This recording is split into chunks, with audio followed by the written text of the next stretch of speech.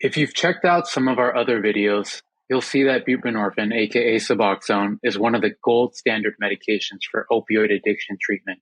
But there's other medications as well.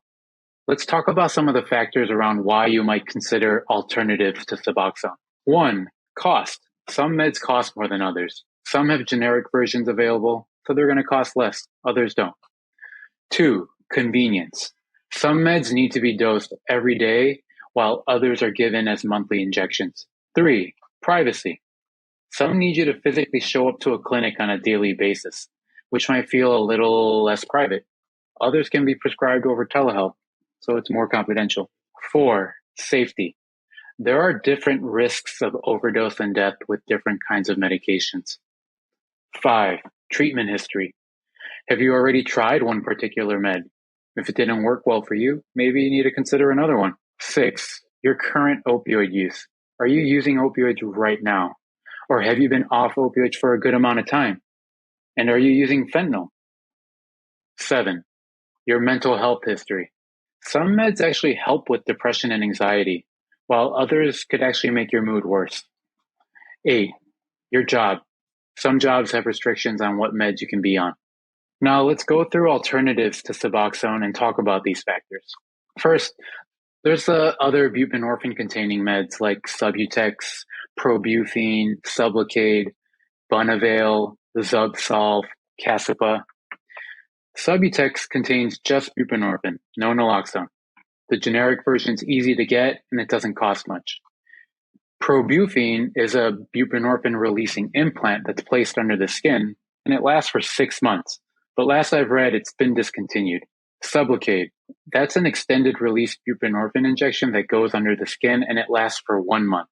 It can cost a lot, especially if you're paying out of pocket. Zubsolv, Bunavail, Casipa are a few other brand name versions of Suboxone. They're going to cost a lot if they're not covered by your insurance. Second, there's methadone.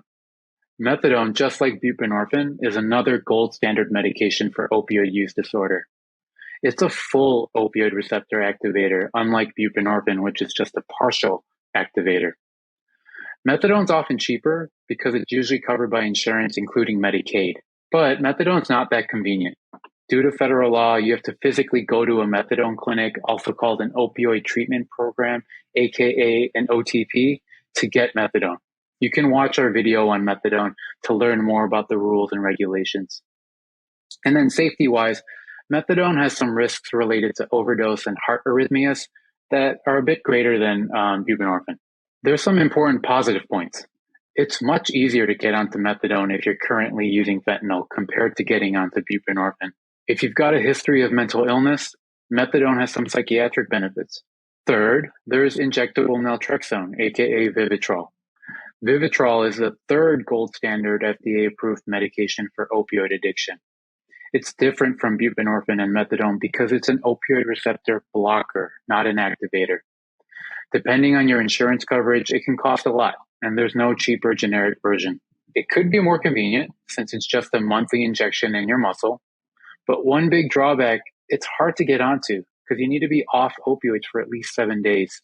If you take it too early, you could precipitate withdrawal. And another negative related to safety, Vivitrol's got a higher risk of overdose because you lose opioid tolerance when you're on it. This means if you relapse, if you miss an injection, it can actually be really risky, even fatal, if you go back to using opioids. So to summarize, there are good alternatives to daily sublingual Suboxone dosing for treating opioid addiction. There's a lot of different factors to consider, like cost, convenience, privacy, safety, your own history around treatments you've tried, your current opioid use, your psychiatric history, even the type of work you do. So I'd encourage you to talk to a medical professional to decide what's best for you and your specific needs.